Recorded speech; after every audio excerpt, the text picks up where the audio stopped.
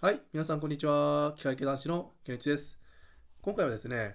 こちらの村上春樹さんの海辺のカフカをですね、今、上巻まで読み終わったので、上巻までですね、思ったことを話していこうかなと思います。今回ですね、僕にとってこの村上春樹さんは初めて読む作品なんですね。今までね、やっぱ村上春樹さん読みたいなって思ってたんですけど、なかなかね、手が出せずに。それはね、なんでかっていうと、やっぱりそのノーベル文学賞にもね、ノミネートっていうか、候補にも上がるぐらい、期待されるぐらいね、こういう文学的な要素を含んでると。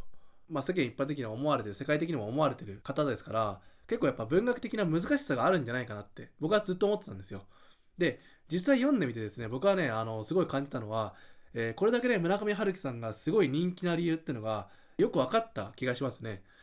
うん。その文学的要素もすごい入り込んでる。なのに、エンタメっていうか、ファンタジー的な要素、非現実的なこと、超現実的なことが入ってるのが、これね、面白いっていうか、不思議だなって思ったところなんですよ。で、今回ですね、この村上春樹さんを読んで、僕がね、改めてね、考えた、題材っていうのが一つありまして、それがですね、純文学って何だろうって僕は思ったんですよ。そう、これがね、この海辺のカフカ、村上春樹さんの作品を読んで、改めてね、思ったことでして、今までね、純文学って言われてる作品とかもそこそこ読んできて、確かに読んでみて、確かに純文学だったなっていう風な、なんか、ほんわかした感想を持って、純文学を味わってきたんですけども、それをね、思い返してみると、今まで純文学って言われてる作品の中で、非現実的なことっていうかな、超現実的なこと、現実では起こり得ないような超能力とか、なんかその、実際には起こり得ないことが含まれてる、つまりファンタジー要素も含まれてる作品っていうのがあったかなって思い返してみたところ、僕の今まで読んできた作品の中では、海外文学のドストエフスキーさんとか、あとは老人と海とかも含めてですけども、今までね、そんな作品を読んだことがなくて、つまりはやっぱり純文学って言われてる作品は結構その現実世界を映して、現実的なこと、苦い感じとか、悲しみとかも含めて、それをね味わわせてくれる文学だと思ったんですけども、今回ねこの村上春樹さんはファンタジー要素を入れてるんですよね。でもファンタジー要素を入れてるから結構エンタメ性が強くなりやすいんですよ。なりやすいのに、でも僕はなんかこれ読んでて、純文学だなってなぜか感じた。でそれをなぜかはね、ちょっと今回ね、この下巻とか読んでる間にもいっぱい考えて、何かしら僕の答えをね、見つけていきたいなと思ってるんですよね。これがね、僕のね、村上春樹さんに対する不思議な印象ですね。これエンタメ小説なのか、大衆文学なのか、それとも純文学なのかっていうのがね、結構ね、今でもね、わかんないところなんですよ。で、今回ね、純文学ってものに僕、改めて考えるきっかけになったんですけども、じゃあ純文学って何なのって僕も調べてみたんですね。ネットでパッて調べてみたら、純文学って、明確な定義は存在しないらしいんですよね。つまりは、なんかこういう要素があったら純文学ですよっていう風な、そういう定義があるわけじゃなくて、なんか読んだ人の受け手によって、大衆みんなの感想によって、これ純文学だね、これはエンタメ小説だね、みたいに言われてるらしいんですね。いろいろとなんか表現とか通説があるんですけども、一般に大衆文学は、エンタメ小説。で、純文学の方は、芸術性、文学の美を表してるっていう風に言われてる。これがよく言われてる区別の仕方ですね。で、あとはね、なんかよく言われてるのが、海外になってくると純文学っていうそういうくくりっていうのがないらしいんですよ。日本だけが持ってるその純文学っていうくくり、日本の美みたいなとこがあって、あとはエンタメにはオチがあるけども純文学にはオチがないとか、映像とかドラマ化しやすいのがエンタメ小説、要約しても内容のね伝えたいことがね崩れにくいっていうのが、エンタメ小説で、それに対して純文学っていうのはやっぱ、要約したら面白さがすごい半減するとか、やっぱり一文一文を読み解いていかないと、その B がわからないとかね、映像にした時に面白くないものになりがちとかってね言われてたりもしてて、いろんなねなんか例え方があってね面白いんですよね。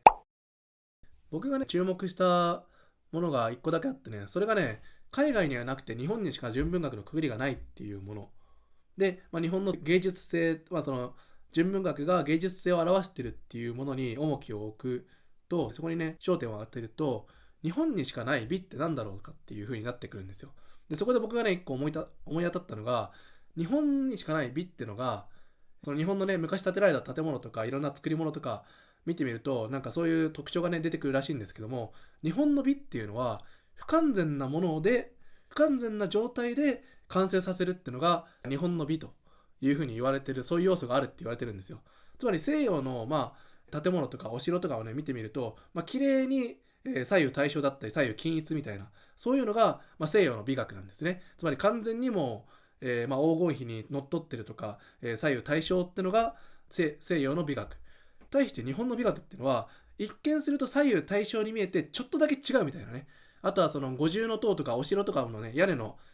角っこの部分、1枚2枚ってその角っこの部分ですね。あれが角が綺麗にピシッてね揃ってるのが、多分西洋の美学。だけども日本のお城とか五重塔を見てみると、なんかね屋根の一枚一枚がちょっとずつね角っこずれてるんですよ。でそれはね設計ミスでも施工ミスでも何でもなくて、あえてそうやって作られてるらしいんですよ。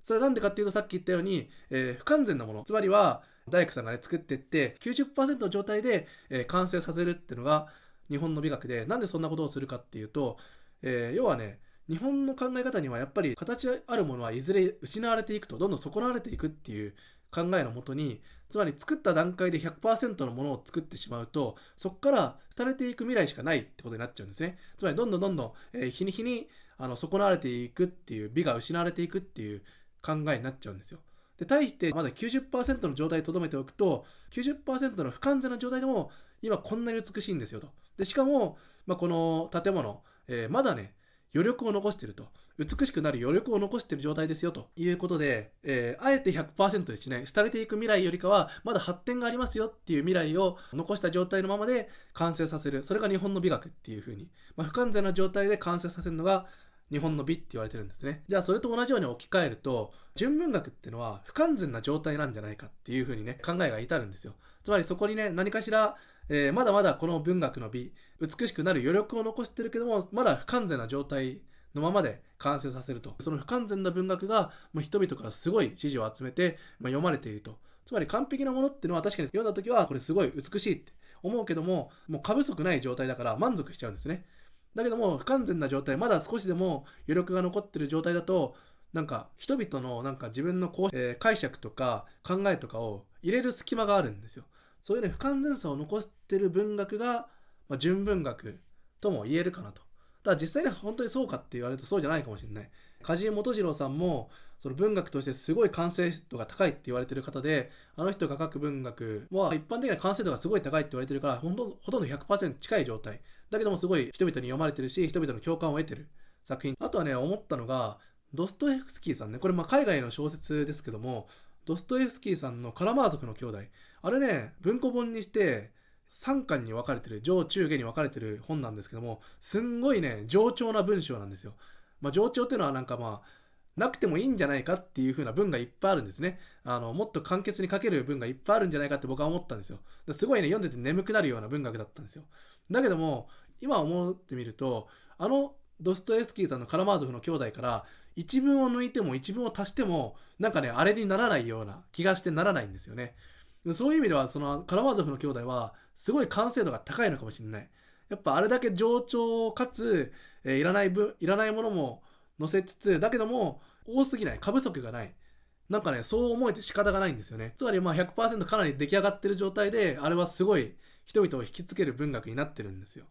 一概に確かに不完全さが人々を引きつけるとは言えない、その要素はあるだろうけども、やっぱりね純文学なんかいろいろ考えてみてもね、一言でね簡潔に表すっていうのは結構難しいような気がしてならないんですよ。いろんな要素がねあると思うんですよ。ちょっとねそこら辺も海辺のカフカの下巻を読み進める間にもいろいろ考えてみてね、自分なりのなんでこの村上春樹さんのファンタジーが入ってる文学が純文学って感じられるのか、そこのね考察をねぜひ僕もねしてみたいと思うんですよ。なのでねまた下巻を読み終わったらですね、この村上春樹さんの海辺のカフカの紹介に交えてね、純文学ってなんだろうっていうのをね自分なりの考えをね紹介したいなと思います。はい。ではですね、今回は海辺のカフカの上巻を読み終わった段階で思ったことについてお話しさせていただきました。ぜひ何かしらちょっと考えとか自分なりのね考えとか考察がある場合はですね、ぜひコメントで教えてください。はい。それではですね、今回の動画はここまでになります。ご視聴いただきありがとうございました。また次回の動画でお会いしましょう。バイバイ。